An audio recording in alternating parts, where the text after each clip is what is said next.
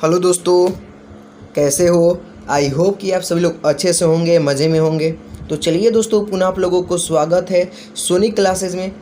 तो मेरे प्यारे साथियों, जैसा कि आप लोग जानते होंगे कि क्लास 10th यानी फर्स्ट टर्मिनल एग्ज़ाम आप लोगों को होने वाला है और इसमें आपको बढ़िया मार्क्स आए, इसलिए हम आपके लिए पर डे ऑब्जेक्टिव के क्लास आपको प्रोवाइड की जा रही है।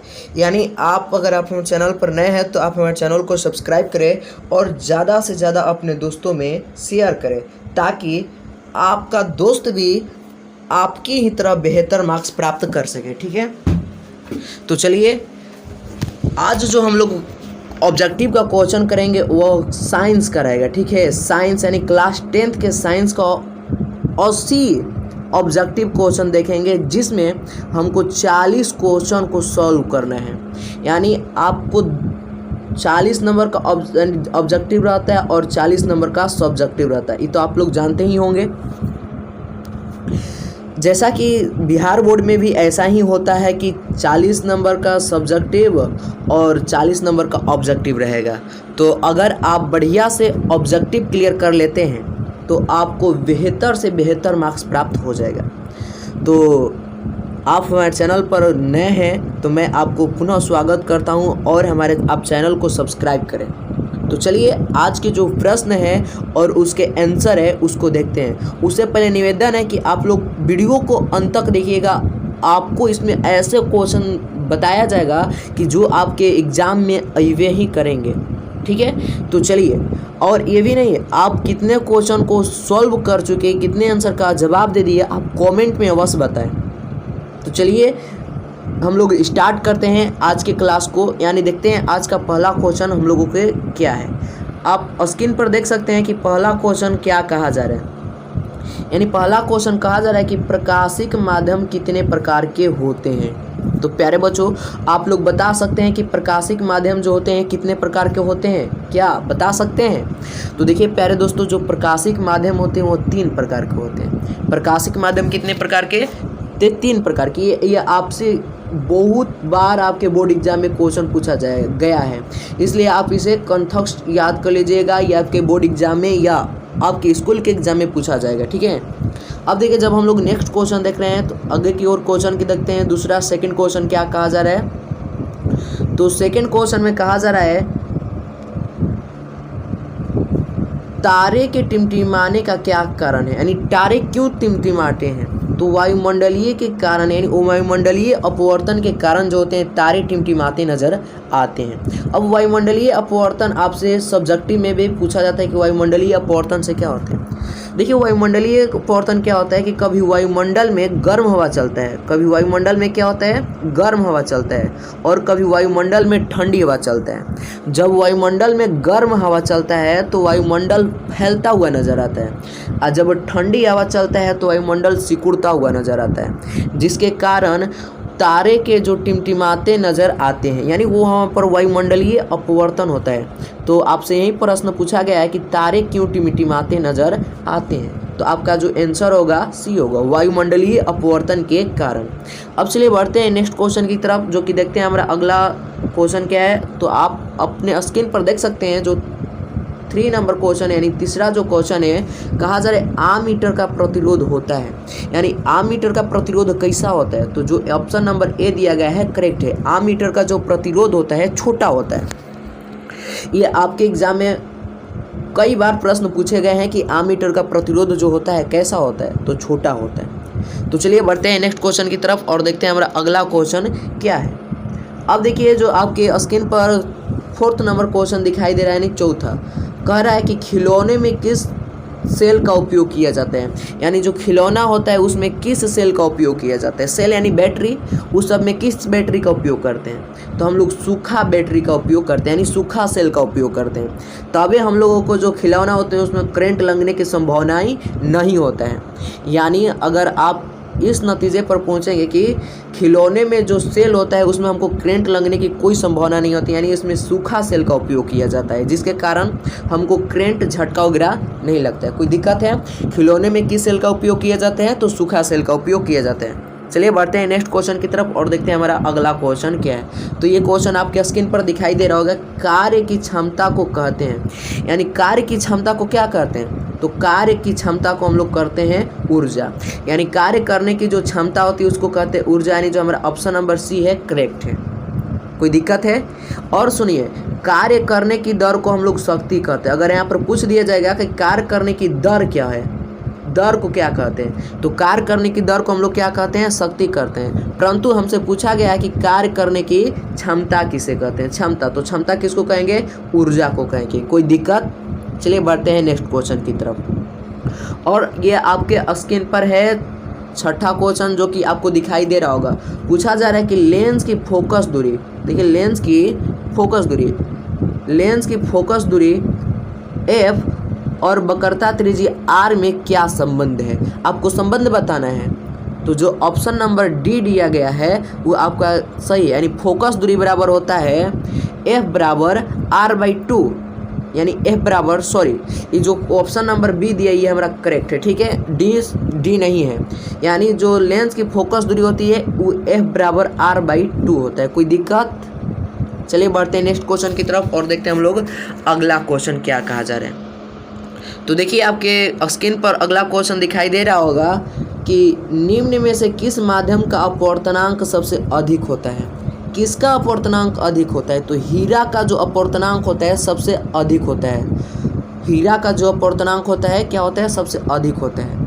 ये आपके बोर्ड एग्जाम में भी क्वेश्चन पूछे गए हैं और आपके विद्यालय के भी एग्जाम में पूछे जाएंगे, इसलिए आप इस क्वेश्चन को एकदम ध्यान से देखिएगा। चलिए बढ़ते हैं नेक्स्ट क्वेश्चन की तरफ और देखते हैं हमारा अगला क्वेश्चन क्या है। अब देखिए जो आपका अगला क्वेश्चन है, पूछा जा रहा है कि सामान्य दृष्टि के लिए सुस्पष्ट दृष्टि की अल्पतम दूरी कितना है? यानी अल्पतम दूरी, न्यूनतम दूरी पूछा जा रहा है। तो न्यूनतम दूरी होता है 25 सेंटीमीटर। कितना होता है? न्यूनतम दूरी जो हो जाता है मेरे प्यारे साथी वो 25 सेंटीमीटर होता है। और साथ साथ ये भी जान जी, अधिकतम दूरी जब पूछेगा कि सामान्य दृष्टि की अधिकतम दूरी कितना है, तो अनंत है। अधिकतम दूरी की जब बात होगा तो अनंत है। कोई दिक्कत? चलिए बढ़ते हैं नेक्स्ट क्वेश्चन की तरफ और देखते हैं हम लोगों का अगला क्वेश्चन क्या है। देखिए आपके स्क्रीन पर दिखाई दे रहा होगा कि श्वेत प्रकाश का कौन सा रंग, यानी कौन सा वर्ण किसी प्रिज्म से गुजरने के पश्चात सबसे कम झुकता है? यानी जो सबसे कम झुकता है उसको बताना है। तो जो लाल रंग होता है वो सबसे कम झुकता है और बैगनी रंग जो होता है सबसे ज़्यादा झुकता है। कोई दिक्कत? दोनों प्रश्न यहीं पर देखिएगा, बार बार बात को पकड़िएगा। क्वेश्चन दोनों पूछेगा कि श्वेत प्रकाश का कौन सा रंग वर्ण किसी प्रिज्म से गुजरने के पश्चात तो सबसे कम झुकता है? तो सबसे कम झुकेगा कौन? लाल। सबसे ज़्यादा झुकेगा कौन? बैगनी। बात को हमारा पकड़िएगा, क्या बोल रहे हैं, ठीक है। तो चलिए बढ़ते हैं नेक्स्ट क्वेश्चन की तरफ और देखिए आपका स्क्रीन पर नेक्स्ट क्वेश्चन दिखाई दे रहा होगा कि निकट दृष्टि को किस लेंस के उपयोग द्वारा संशोधित किया जाता है? यानी निकट दृष्टि दोष को किसके द्वारा दूर किया जाता है? तो बात को समझिए कि यहाँ पर दो को प्रश्न पूछा जाएगा। निकट दृष्टि जब पूछ दिया तो अवतल लेंस का उपयोग किया जाता है। किसका? निकट दृष्टि को दूर करने के लिए हम लोग अवतल लेंस का उपयोग करते हैं और दूर दृष्टि को दूर करने के लिए जो अधिक दूरी पर यानी उसको उत्तल लेंस का उपयोग करते हैं। बात को समझिएगा, पकड़िएगा। दोनों क्वेश्चन एक है, देख लीजिएगा। जब निकट दृष्टि को पूछा जाएगा तो अवतल लेंस, जब दूर दृष्टि दोष पूछा जाएगा तो उत्तल लेंस का हम लोग उपयोग करते हैं। कोई दिक्कत है? चलिए बढ़ते हैं नेक्स्ट क्वेश्चन की तरफ और देखते हैं हमारा अगला क्वेश्चन क्या है। ये रहा आपका स्क्रीन पर। वैद्युत प्रतिरोधकता निर्भर करता है, आपको बताना है कि जो वैद्युत प्रतिरोधकता होती है किस पर निर्भर करती है? वैद्युत प्रतिरोधकता जो होती है चालक की लंबाई पर भी निर्भर करता है, चालक के अनुप्रस्थ काट पर भी निर्भर करता है, चालक के पदार्थ की प्रकृति पर भी निर्भर करता है। यानी जो हमारा ऑप्शन नंबर डी दिया गया है करेक्ट है इनमें से सभी पर। कोई दिक्कत? यानी वैद्युत प्रतिरोधकता किस पर निर्भर करता है? तो इनमें से सभी पर। चलिए बढ़ते हैं नेक्स्ट क्वेश्चन की तरफ और देखते हैं हमारा अगला क्वेश्चन क्या है। अब देखिए ये क्वेश्चन जो है हमसे कई बार बोर्ड एग्जाम में पूछ दिया गया है। विद्युत शक्ति का सही मात्रक क्या है? देखिएगा, विद्युत शक्ति को पूछा गया है तो विद्युत शक्ति का सही मात्रक वाट होता है। क्या होता है? विद्युत शक्ति का सही मात्रक वाट होता है। कोई दिक्कत है? नहीं। चलिए बढ़ते हैं नेक्स्ट क्वेश्चन की तरफ और देखते हैं हमारा अगला क्वेश्चन क्या है। देखिए कहा जा रहा है कि एक यूनिट विद्युत ऊर्जा का मान होता है, यानी आपको बताना है कि एक यूनिट विद्युत ऊर्जा का मान कितना है। तो जो ऑप्शन नंबर डी दिया गया है करेक्ट है। 3.6 गुणे 10 पे पावर 6 जूल। 1 यूनिट विद्युत ऊर्जा का मान होता है 3.6 गुणे 10 पे पावर 6 मीटर। तो चलिए बढ़ते हैं नेक्स्ट क्वेश्चन की तरफ और देखते हैं हम लोगों का अगला क्वेश्चन क्या है। देखिए आपसे पूछा जा रहा है, बताइएगा कि निम्न में से कौन सही है। ठीक है, चलिए देखते हैं हमारा अगला क्वेश्चन, जो कि आपको आपके स्क्रीन पर दिखाई दे रहा होगा। देखिए कह रहा है फ्लेमिंग के बाएं हस्त नियम में बाएं हाथ का माध्यम संकेत करता है। यानी फ्लेमिंग के जो बाएं हाथ के नियम है, बाएं हस्त नियम का नियम, उसमें बाएं हाथ का जो माध्यमा होता है संकेत करता है। तो जो हमारा ऑप्शन नंबर सी दिया गया है करेक्ट है। चालक में प्रवाहित विद्युत धारा की दिशा को बताता है। यानी चालक में जो प्रवाहित विद्युत धारा की दिशा है उसमें फ्लेमिंग के बाएं हस्त नियम में बायां हाथ का माध्यम संकेत कराता है। कोई दिक्कत? चलिए बढ़ते हैं नेक्स्ट क्वेश्चन की तरफ। उससे पहले अगर आप बोरिंग फील कर रहे होंगे तो एक आपको साथ मोटिवेशनल शायरी सुना देते हैं। देखिए एक स्टूडेंट था जो कि मैथ से था, ठीक है, याद देखिएगा, बात को पकड़िएगा हमारा। मैथमेटिक्स की बात न पूछो ये तो फांसी का फंदा है। मैथमेटिक्स की बात न पूछो ये तो फांसी का फंदा है, और रात रात भर लैंप चढ़ाकर पढ़ता ही तो बंदा है। इसलिए आप लोग साइंस का स्टूडेंट है, साइंस पढ़ रहे हैं, ठीक है, तो साइंस की बात न पूछो ये तो फांसी की फंदा है, रात रात भर लैंप जलाकर पढ़ता है ये तो बंदा है। आपके लिए भी हो गया, कोई दिक्कत? चलिए जो आपका हमारा क्वेश्चन है अगला, वो कह रहा है कि चुंबक के विद्युत चुंबकीय क्षेत्र रेखाओं की दिशा क्या होती है। यानी चुंबक के जो भीतर चुंबकीय क्षेत्र रेखा होती है उसकी दिशा क्या होती है। उसकी दिशा उत्तरी ध्रुव से दक्षिणी ध्रुव की ओर होती है। कोई दिक्कत है? यानी चुंबक के भीतर जो चुंबकीय क्षेत्र की रेखा होती है, मान लीजिए ये हमारा अगर चुंबक है तो इसमें 2 गो ध्रुव रहेगा, एक नॉर्थ और साउथ। यानी उत्तरी ध्रुव से इधर मान लेते हैं एन, इधर मान लेते हैं एस, यानी नॉर्थ और साउथ, तो उत्तरी ध्रुव से दक्षिणी ध्रुव की ओर इसकी दिशा रहेगा। कोई दिक्कत है? चलिए बढ़ते हैं नेक्स्ट क्वेश्चन की तरफ। अब देखिए ये क्वेश्चन आपसे पूछा जाएगा, नाभिकीय ऊर्जा का स्रोत निम्न में से कौन है। यानी नाभिकीय ऊर्जा, तो नाभिकीय ऊर्जा का स्रोत है हमारा यूरेनियम। यानी जो ऑप्शन नंबर ए दिया गया है एकदम सटीक करेक्ट है। तो कोई दिक्कत है? चलिए बढ़ते हैं नेक्स्ट क्वेश्चन की तरफ। अब आपसे पूछा जा रहा है कि वैज्ञानिक आंद्रे मेरी एम्पियर किस देश से संबंधित है। यानी जो वैज्ञानिक आंद्रे मेरी एम्पियर है वो किस देश से संबंधित है। तो हमारा जो ऑप्शन नंबर बी दिया गया है करेक्ट है, फ्रांस से संबंधित है। कोई दिक्कत? किस देश से संबंधित है? तो फ्रांस से संबंधित है। चलिए बढ़ते हैं नेक्स्ट क्वेश्चन की तरफ और देखते हैं हमारा अगला क्वेश्चन क्या है। अब आपसे पूछा जा रहा है कि बताइए कि पवनों का देश निम्न में से किसको कहा जाता है। पवनों का देश, तो पवनों का देश हम लोग कहते हैं डेनमार्क को। यानी जो ऑप्शन नंबर सी दिया गया है वो हम लोगों का करेक्ट है। यानी पवनों का देश किसको कहते हैं हम लोग? तो डेनमार्क को कहते हैं। कोई दिक्कत है? चलिए बढ़ते हैं नेक्स्ट क्वेश्चन की तरफ और देखते हैं हमारा अगला क्वेश्चन क्या है। देखिए अगला क्वेश्चन में पूछा जा रहा है कि चुंबकीय क्षेत्र एक ऐसी राशि है जिसमें होता है, चुंबकीय क्षेत्र एक ऐसी राशि है जिसमें होता है परिणाम और दिशा दोनों। यानी जो ऑप्शन नंबर सी दिया गया है करेक्ट है, ए और बी दोनों, परिमाण और दिशा दोनों। चलिए बढ़ते हैं नेक्स्ट क्वेश्चन की तरफ और देखते हैं हमारा अगला क्वेश्चन क्या है। देखिए इसमें पूछा जा रहा है नाइक्रोम में कौन से तत्व होते हैं। बताइए कि नाइक्रोम में कौन से तत्व होते हैं। तो नाइक्रोम में जो होते हैं निकेल एवं क्रोमियम होते हैं। नाइक्रोम में कौन से तत्व होते हैं? तो निकेल और क्रोमियम होते हैं। चलिए आगे की तरफ देखते हैं। आप कमेंट में ज़रूर बताइएगा कि आप कितना सही जवाब दिए हैं, ठीक है।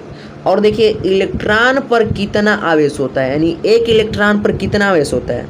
तो जो ऑप्शन नंबर ए दिया गया आपका करेक्ट है, 1.6 गुणे 10 पे पावर 19 कूलम होता है। यानी इलेक्ट्रॉन पर कितना आवेश होता है? तो 1.6 गुणे 10 पे पावर 19 कूलम। कोई दिक्कत?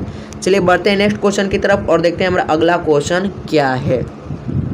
अब देखिए आपसे पूछा जा रहा है कि जूल प्रति कूलम, यानी जूल प्रति जो कूलम है किसके बराबर होता है। जूल प्रति कूलम किसके बराबर होता है? तो जूल प्रति कूलम 1 वोल्ट के बराबर होता है। कोई दिक्कत? यानी जूल प्रति जो कूलम होता है किसके बराबर होता है? 1 वोल्ट के बराबर। चलिए बढ़ते हैं नेक्स्ट क्वेश्चन की तरफ और देखते हैं हमारा अगला क्वेश्चन क्या है।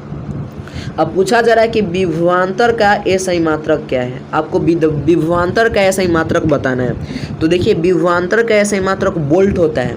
बात को पकड़िएगा, यहाँ पर विभव भी आपसे पूछा जाएगा कि विभव का एसआई मात्रक क्या है। तो विभव का भी एसआई मात्रक क्या होगा, हमारा वोल्टे होगा। कोई दिक्कत है?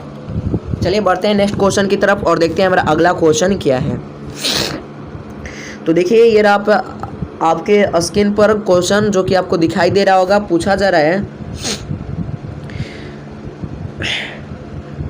विभवांतर मापने वाले यंत्र को क्या कहते हैं, यानी विभवांतर को जिसमें मापा जाता है उसको क्या कहते हैं। तो विभवांतर को मापने वाले मशीन को बोलते हैं वोल्टमीटर। ठीक है, विभवांतर मापने वाली मशीन को क्या कहते हैं, वोल्टमीटर। यानी जो हमारा ऑप्शन नंबर डी दिया गया है करेक्ट है। विभवांतर मापने वाले मशीन को क्या कहते हैं, वोल्टमीटर। चलिए बढ़ते हैं नेक्स्ट क्वेश्चन की तरफ और देखते हैं हमारा अगला क्वेश्चन क्या है। देखिए आपसे पूछा जा रहा है कि जूल का एसआई मात्रक क्या है, बताइए जूल का एसआई मात्रक क्या है। तो प्यारे साथियों जो जूल का एसआई मात्रक है वो है हमारा जो ऊर्जा का एसआई मात्रक। हमसे क्वेश्चन में थोड़ा गलती हो गया, आप देख सकते हैं स्क्रीन पर जो क्वेश्चन है कह रहा है कि ऊर्जा का एसआई मात्रक क्या है। तो ऊर्जा का एसआई मात्रक होता है मेरे प्यारे साथियों जूल। ऊर्जा का एसआई मात्रक क्या होता है, जूल। ऑप्शन नंबर हमारा जो डी दिया गया है एकदम करेक्ट है। चलिए बढ़ते हैं नेक्स्ट क्वेश्चन की तरफ और देखते हैं हमारा अगला क्वेश्चन क्या है। देखिए अगला क्वेश्चन है कि चुंबकीय क्षेत्र एक ऐसी राशि है जिसमें होती है। तो हम लोग कर चुके हैं। चलिए देखते हैं नेक्स्ट क्वेश्चन क्या है हम लोगों का। चलिए देखिए अगला क्वेश्चन आपको यहाँ पर दिखाई दे रहा होगा कि समतल दर्पण द्वारा बना प्रतिबिंब हमेशा होता है, यानी समतल दर्पण में जो प्रतिबिंब बनता है वो कैसा होता है। तो ऑप्शन नंबर जो बी दिया गया हम लोगों का करेक्ट है, काल्पनिक होता है। यानी समतल दर्पण में जो प्रतिबिंब बनता है वो कैसा बनता है मेरे प्यारे साथियों, तो काल्पनिक बनता है। कोई दिक्कत है? चलिए बढ़ते हैं नेक्स्ट क्वेश्चन की तरफ और देखते हैं अगला क्वेश्चन क्या है। अब आपसे पूछा जा रहा है कि केमिस्ट्री से ही क्वेश्चन है। अब देखिए केमिस्ट्री से क्वेश्चन आने लगा। जिप्सम का रासायनिक सूत्र क्या है। जिप्सम का जो रासायनिक होता है सूत्र CaSO4 इंटू 2H2O होता है। ठीक है, जिप्सम का जो रासायनिक सूत्र होता है CaSO4 इंटू 2H2O होता है। यानी जो ऑप्शन नंबर बी दिया गया है एकदम करेक्ट है। कोई दिक्कत है? चलिए बढ़ते हैं नेक्स्ट क्वेश्चन की तरफ और देखते हैं हमारा अगला क्वेश्चन क्या है। तो देखिए पूछा जा रहा है कि क्लोरीन की परमाणु संख्या कितना है। क्लोरीन के जो परमाणु संख्या होता है मेरे प्यारे साथियों वो 17 होता है। क्लोरीन के परमाणु संख्या कितना है, 17 है। कोई दिक्कत है? चलिए देखते हैं अगला क्वेश्चन क्या कहा जा रहा है। अब देखिए पूछा जा रहा है सामान्यतः एथेनॉल को क्या कहा जाता है, यानी सामान्यतः एथेनॉल को हम लोग क्या कहते हैं। तो सामान्यतः एथेनॉल को हम लोग एल्कोहल कहते हैं। कोई दिक्कत है? सामान्यतः एथेनॉल को क्या कहते हैं, एल्कोहल कहते हैं। चलिए बढ़ते हैं नेक्स्ट क्वेश्चन की तरफ और देखते हैं हमारा अगला क्वेश्चन क्या है। पूछा जा रहा है काली चूना का रासायनिक सूत्र क्या है। तो काली चूना का जो अणु सूत्र यानी रासायनिक सूत्र होता है वो होता है CaO। काली चूना का अणु सूत्र या रासायनिक सूत्र क्या है मेरे प्यारे साथियों, तो CaO। तो चलिए आगे की तरफ देखते हैं अगला क्वेश्चन हम लोगों का क्या है। देखिए ये क्वेश्चन हम लोगों से बार बार बोर्ड एग्जाम में पूछे जाते हैं। जल के वैद्युत अपघटन में कैथोड पर कौन सा गैस मुक्त होता है, बताइए। जल के वैद्युत अपघटन में कैथोड पर, देखिएगा बात को पकड़िएगा, एगो कैथोड होता है एगो एनोड होता है। पूछ किस पर रहा है, कैथोड पर। तो कैथोड पर कौन सा गैस मुक्त है, तो हाइड्रोजन गैस मुक्त होता है। बात को पकड़िएगा, वैद्युत अपघटन में 2 छड़ होता है, एक कैथोड होता है तो एक एनोड होता है। ध्यान को दीजिएगा, एक एनोड होता है। यानी जो कैथोड पर गैस मुक्त होता है वो हमारा होता है हाइड्रोजन, जिसको H से सूचित करते हैं। चलिए बढ़ते हैं नेक्स्ट क्वेश्चन की तरफ और देखते हैं हमारा अगला क्वेश्चन क्या है। और आपके अगला क्वेश्चन पूछा जा रहा है बेकिंग सोडा का रासायनिक सूत्र क्या है, बताइए। बेकिंग सोडा का रासायनिक सूत्र जो होता है NaHCO3 होता है। यानी जो ऑप्शन नंबर ए दिया गया है करेक्ट है। बेकिंग सोडा का रासायनिक सूत्र NaHCO3 होता है। जो ऑप्शन नंबर ए दिया गया है एकदम हम लोगों का बिल्कुल ही करेक्ट है। चलिए बढ़ते हैं नेक्स्ट क्वेश्चन की तरफ और देखते हैं हमारा अगला क्वेश्चन क्या है। अब देखिए अगला क्वेश्चन को पूछा जा रहा है, कौन सा पदार्थ, देखिए ऐसा, कौन सा पदार्थ नीले लिटमस को लाल कर देता है, यानी वो कौन सा पदार्थ है जो नीले लिटमस को लाल कर देता है। तो अम्ल है। कौन सा पदार्थ है? अम्ल। जो ऑप्शन नंबर ए दिया गया है वो हम लोगों का एकदम करेक्ट है। चलिए बढ़ते हैं नेक्स्ट क्वेश्चन की तरफ और देखते हैं हमारा अगला क्वेश्चन क्या है। तो देखिए हमारा अगला क्वेश्चन है कि मिल्क ऑफ मैग्नीशियम, ध्यान दीजिएगा बात को, मिल्क ऑफ मैग्नीशियम का पीएच मान कितना है। तो मिल्क ऑफ मैग्नीशियम का जो पीएच मान है वो 10.5 है। कितना है मेरे प्यारे साथियों? मिल्क ऑफ मैग्नीशियम का पीएच मान 10.5 है। चलिए बढ़ते हैं नेक्स्ट क्वेश्चन की तरफ और देखते हैं हमारा अगला क्वेश्चन क्या है। अब पूछा जा रहा है कि निम्न में कौन सा अधातु चमकीला है। बात को पकड़िएगा, धातु पूछा है कि अधातु, तो यहाँ पर पूछा गया है अधातु। बताइए कि निम्न में से कौन सा अधातु है जो चमकीला है, कौन सा है। तो हमारा जो आयोडीन होता है अधातु है जो कि चमकीला होता है। कोई दिक्कत है? आयोडीन एक ऐसा धातु है जो चमकीला है, चमकता है। चलिए बढ़ते हैं नेक्स्ट क्वेश्चन की तरफ और पूछा जा रहा है कि निम्न में से कौन सा धातु अत्यधिक अभिक्रियाशील है, यानी वह कौन सा धातु है जो सबसे अधिक क्रियाशील है। तो जो हमारा सोडियम होता है, सोडियम वह अत्यधिक क्रियाशील होता है, यानी सोडियम का जो रासायनिक सूत्र होता है वह होता है Na। सोडियम का रासायनिक सूत्र क्या होता है? Na। चलिए बढ़ते हैं नेक्स्ट क्वेश्चन की तरफ और अगला हमारा क्वेश्चन क्या है। देखिए आपसे पूछा जा रहा है, क्या पूछा जा रहा है? ऑक्सीजन परमाणु के बाह्यतम कक्षा में इलेक्ट्रॉनों की संख्या होती है, यानी ऑक्सीजन परमाणु के बाह्यतम कक्षा में कुल इलेक्ट्रॉनों की संख्या 6 होती है, यानी जो ऑप्शन नंबर बी दिया गया हम लोगों का करेक्ट है। चलिए बढ़ते हैं नेक्स्ट क्वेश्चन की तरफ और देखते हैं हमारा अगला क्वेश्चन क्या है।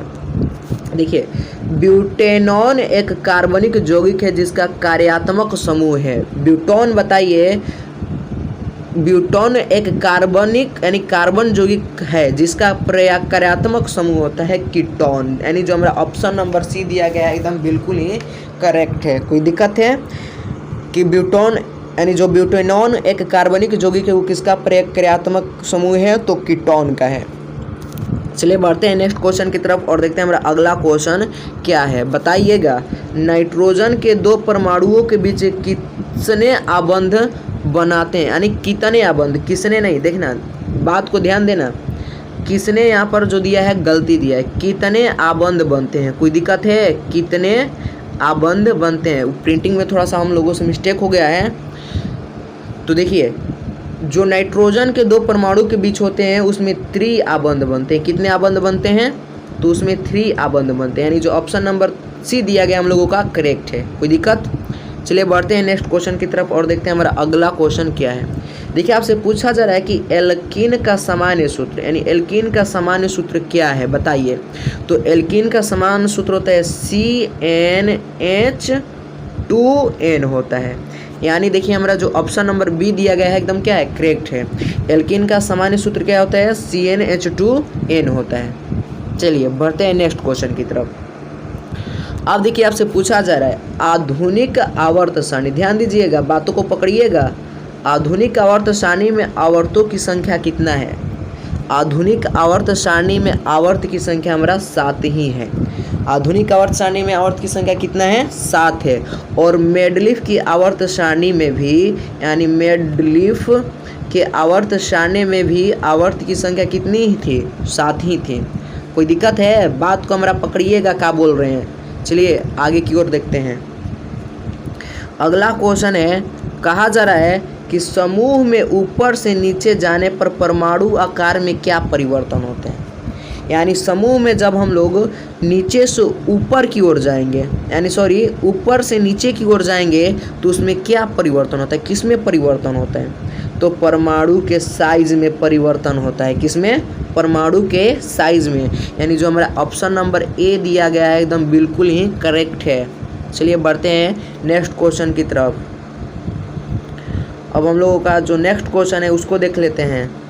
चलिए आइए, पूछा जा रहा है आपसे कि इनमें से कौन अधातु तरल अवस्था में होता है, बताइए वह कौन सा अधातु है जो तरल अवस्था में पाया जाता है। तो ब्रोमीन, कौन है? ब्रोमीन। यानी जो हमारा ऑप्शन नंबर बी दिया गया एकदम बिल्कुल ही करेक्ट है।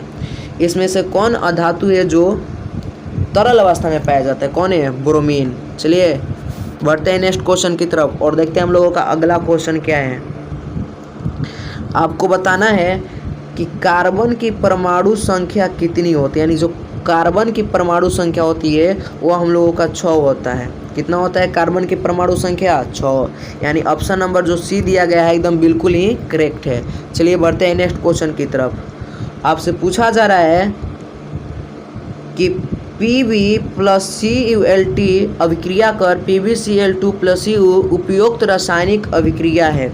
यानी आपको बताना है यह कौन सा अभिक्रिया है। तो हमारा ये देखिए यहाँ पर Pb जो है Cu का स्थान ले लिया, यानी Cu को हटाकर Pb स्थान ले लिया है, यानी विस्थापन अभिक्रिया है। कौन सा अभिक्रिया है? विस्थापन अभिक्रिया। चलिए बढ़ते हैं नेक्स्ट क्वेश्चन की तरफ और देखते हैं हम लोगों का अगला क्वेश्चन क्या है। चलिए बताइएगा, लोहा से जिंक को लेपित करने की क्रिया को क्या कहते हैं? यानी लोहा से जिंक को लेपित करने की प्रक्रिया को हम लोग कहते हैं गैल्वेनीकरण। गैल्वेनीकरण यानी जो हमारा बी ऑप्शन नंबर दिया गया एकदम बिल्कुल ही करेक्ट है।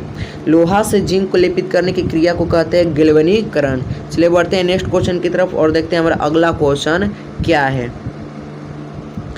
चलिए, जास्ता तथा तनु हाइड्रोक्लोरिक अम्ल की अभिक्रिया के फलस्वरूप निम्न में से कौन सा गैस बनता है? बताना है आपको कि जास्ता तथा तनु हाइड्रोक्लोरिक अम्ल की अभिक्रिया के फलस्वरूप निम्न में से कौन सा गैस बनता है? H2O गैस बनता है, यानी हाइड्रोजन बनता है। ऑप्शन नंबर जो सी दिया गया है एकदम बिल्कुल ही करेक्ट है। चलिए बढ़ते हैं नेक्स्ट क्वेश्चन की तरफ और देखते हैं हमारा अगला क्वेश्चन क्या है। देखिए बताइएगा, निम्नलिखित में से कौन अधिक अभिक्रियाशील है? सबसे कौन अभिक्रियाशील है? तो इसमें से जो हमारा अभिक्रियाशील है कॉपर है, Cu जो हमारा अत्यधिक अभिक्रियाशील है, यानी जो ऑप्शन नंबर ए दिया गया है बिल्कुल ही करेक्ट है। चलिए बढ़ते हैं नेक्स्ट क्वेश्चन की तरफ और देखते हैं हमारा अगला क्वेश्चन क्या है। हाँ, अब चलते हैं अगला क्वेश्चन की तरफ। कह रहा है कि निम्न में से कौन अधातु है? आपको अधातु को बताना है कि कौन अधातु है।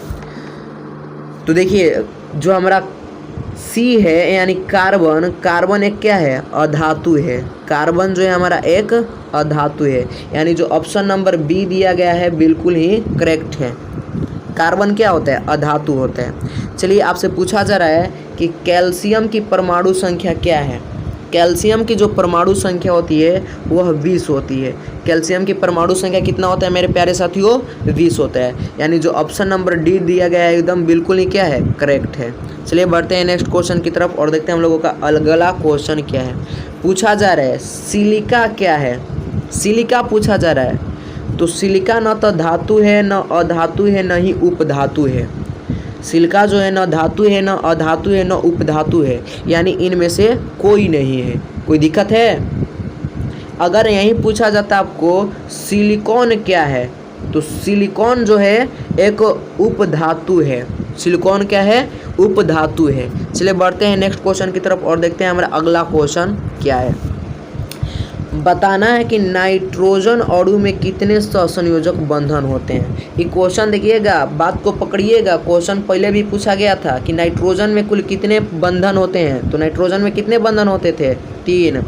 तो इसमें भी क्या होगा हमारा, यानी जो पूछ रहा है कि नाइट्रोजन अणु में कितने सहसंयोजक बंधन हो गए, तो इसमें भी हम लोगों का क्या होगा? 3, यानी जो ऑप्शन नंबर सी दिया गया है बिल्कुल ही करेक्ट है। चलिए बढ़ते हैं नेक्स्ट क्वेश्चन की तरफ। पूछा जा रहा है कि संगमरमर का रासायनिक सूत्र क्या है? बताइए। संगमरमर, इसको चूना पत्थर भी कहते हैं, इसको चूना पत्थर भी बोलते हैं। बात को पकड़िएगा हमरा, इसको क्या बोलते हैं? चूना पत्थर। इसे भी पूछ सकता है कि चूना पत्थर का रासायनिक सूत्र क्या है, तो जो संगमरमर का होगा वही चूना पत्थर का होगा। बात को हमरा पकड़िएगा, यानी संगमरमर का जो रासायनिक सूत्र होता है वो होता है CaCO3। कोई बात दिक्कत है? यानी जो ऑप्शन नंबर ए दिया गया हम लोगों का बिल्कुल ही सही है, करेक्ट है। संगमरमर का रासायनिक सूत्र क्या होता है? CaCO3। CH3 CaCO3 कोई दिक्कत है? चलिए बढ़ते हैं नेक्स्ट क्वेश्चन की तरफ और देखते हैं हमारा अगला क्वेश्चन क्या है। अब आपका क्वेश्चन बायोलॉजी से आने लगा, ठीक है। किस चीज़ से? बायोलॉजी से। पूछा जा रहा है कौन सा एंजाइम अम्लीकृत वसा का पाचन करता है? बताइए कि कौन सा एंजाइम है जो अम्लीकृत वसा को पाचन करता है? तो लाइपेज। कौन सा है? लाइपेज। यानी जो ऑप्शन नंबर हमारा सी दिया गया है करेक्ट है। चलिए बढ़ते हैं नेक्स्ट क्वेश्चन की तरफ और देखते हैं हमारा अगला क्वेश्चन क्या है। पूछा जा रहा है लाल रक्त कणिकाओं को लाल क्यों बनाता है? यानी लाल रक्त कणिकाओं को लाल कौन बनाता है?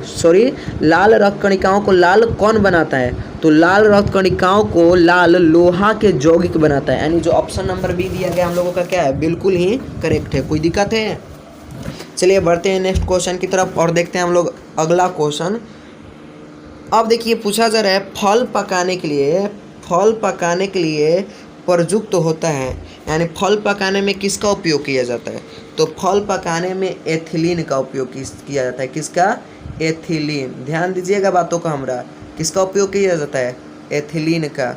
यानी जो ऑप्शन नंबर हम लोगों का सी दिया गया है बिल्कुल क्या है? करेक्ट है। ऑप्शन नंबर जो सी है हम लोग का है बिल्कुल ही करेक्ट है। चलिए बढ़ते हैं नेक्स्ट क्वेश्चन की तरफ और देखते हैं हमारा अगला क्वेश्चन क्या है।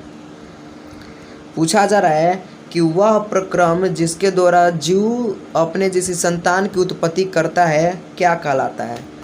तो देखिए जिस विधि द्वारा कोई जीव अपने जैसा संतान उत्पन्न करता है उसको बोलते हैं जनन या उसको बोलते हैं प्रजनन। इंग्लिश में इसको बोलते हैं रिप्रोडक्शन। यानी जो ऑप्शन नंबर ए दिया गया है बिल्कुल ही क्या है? करेक्ट है। चलिए बढ़ते हैं नेक्स्ट क्वेश्चन की तरफ और पूछा जा रहा है आपसे कि सामान्य प्रकुंचन रक्तदाब होता है। यानी सामान्य प्रकुंचन रक्तदाब कितना होता है?